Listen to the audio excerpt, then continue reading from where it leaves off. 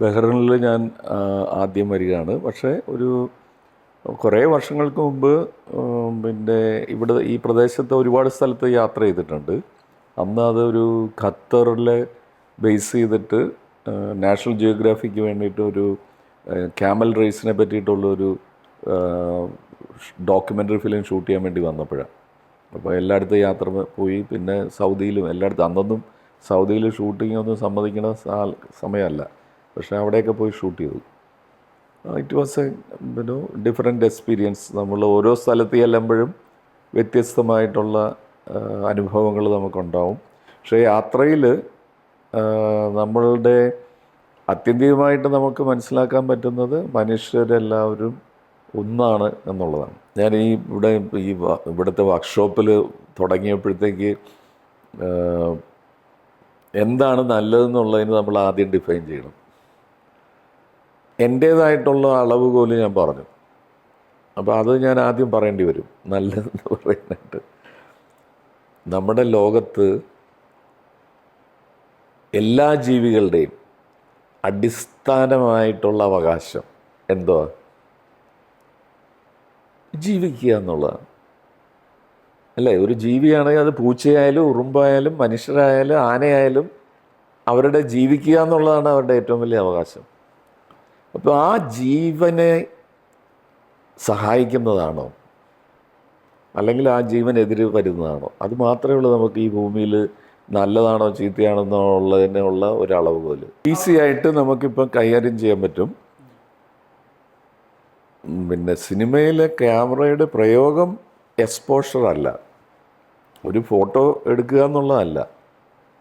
ഈ പിന്നെ ക്യാമറയുടെ ലെൻസിങ്, ക്യാമറയുടെ മൂവ്മെൻറ്റ്, അതിനുള്ളിലെ ലൈറ്റിംഗ്, ഇതെല്ലാം ചേർത്ത് വെച്ചിട്ട് പിന്നെ ഏത് തരത്തിൽ ഇതിനെ ഇമോഷണലായിട്ട് ആ സ്ക്രീൻ പ്ലേയിലുള്ള ഒരു വിഷയത്തെ നമുക്ക് 10 മടങ്ങായിട്ട് പൊലിപ്പിച്ച് കാണിക്കുക എന്നുള്ളതാണ് ക്യാമറമാൻ്റെ ജോലി.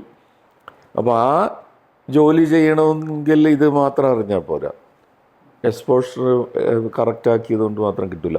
ഇപ്പം ഞാൻ പിന്നെ മലയാളത്തിലെ ക്യാമറമാന്മാരുടെ യൂണിയൻ്റെ ഇപ്പോഴത്തെ യൂണിയൻ കുമാക്ക് എന്ന് പറയും മലയാളത്തിൽ, സിനിമാട്ടോഗ്രാഫേഴ്സ് യൂണിയൻ ഓഫ് മലയാളം സിനിമ, അതിൻ്റെ പ്രസിഡൻ്റാണ്. അപ്പോൾ 550 മെമ്പേഴ്സുണ്ട് നമുക്ക്. അതിന് വെളിയിൽ ഒരു 500ഓളം മെമ്പേഴ്ഷിപ്പൊന്നും എടുക്കാത്ത ക്യാമറമാന്മാർ കാണും. ഞാൻ ജോയിൻ ചെയ്യുമ്പോൾ ആകെ 50 പേരേ ഉള്ളൂ. ഇപ്പോൾ ഒരു 1000 ക്യാമറമാന്മാർ കാണും മലയാളത്തിൽ. ഒരു വർഷം ഇറങ്ങുന്ന 200 സിനിമയേ ഉള്ളൂ. 5-1 പിന്നെ ഭൂരിപക്ഷം ആൾക്കാർക്ക് പിന്നെ തൊഴിലില്ല. അപ്പോൾ ഇത് ആർക്കാണ് ജോലി വീണ്ടും വീണ്ടും കിട്ടുക? അത് ഈ സ്ക്രീൻ പ്ലേയിൽ സംവിധായകൻ വിചാരിച്ചിരിക്കുന്ന വിഷയത്തെ അദ്ദേഹത്തിൻ്റെ മനസ്സിൽ ഉള്ളതുപോലെ പൊലിപ്പിച്ചെടുത്ത് ഒരു എംബലിഷ് ചെയ്യാൻ കഴിവുള്ള ക്യാമറമാൻമാർക്കായിരിക്കും വീണ്ടും ജോലി കിട്ടുക. അല്ലാത്ത എല്ലാവരും ഒരു സിനിമ ചെയ്യും, അത് ഇപ്പോൾ ഉണ്ട്.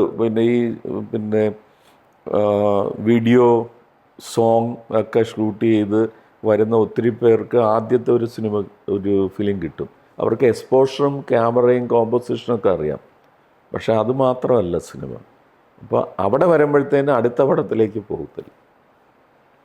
സോ അതിൽ താല്പര്യമുള്ളവരും ടെക്നിക്കലായിട്ട് അതിന് അഭിരുചിയുള്ളവരും ആ വിഷയം കൂടുതലായിട്ട് പഠിക്കണം.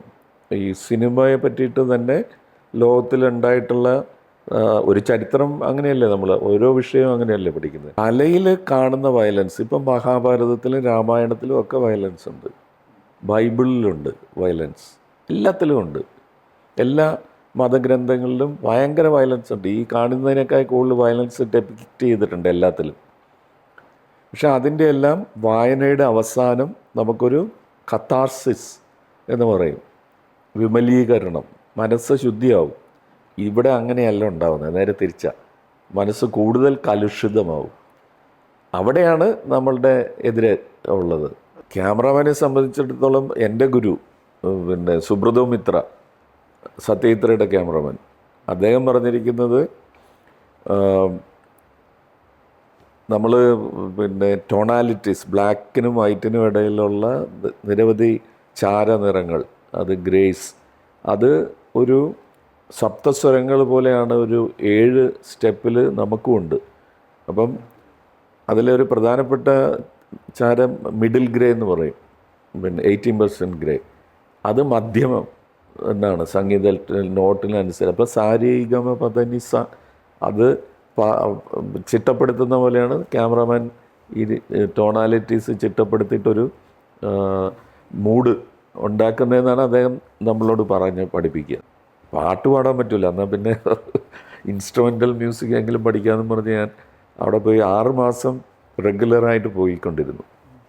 അപ്പോഴാണ് ഒരു ദിവസം രാത്രിയിൽ ഈ ഇറാൻ യുദ്ധം അതവിടെ കണ്ടപ്പോൾ പിന്നെ ഇറാഖിലെ മ്യൂസിയം, ബാഗ്ദാദ് മ്യൂസിയം ഇങ്ങനെ കംപ്ലീറ്റ് കൊള്ളയടിക്കുന്ന കുറേ സംഗതികൾ കണ്ടു. അപ്പം ഞാൻ പഠനം നിർത്തി. ഇനി ലോകത്തിലെ യുദ്ധം അവസാനിച്ചാലേ ഇനി മ്യൂസിക് പഠിക്കണുള്ളൂ എന്ന് തീരുമാനിച്ചു.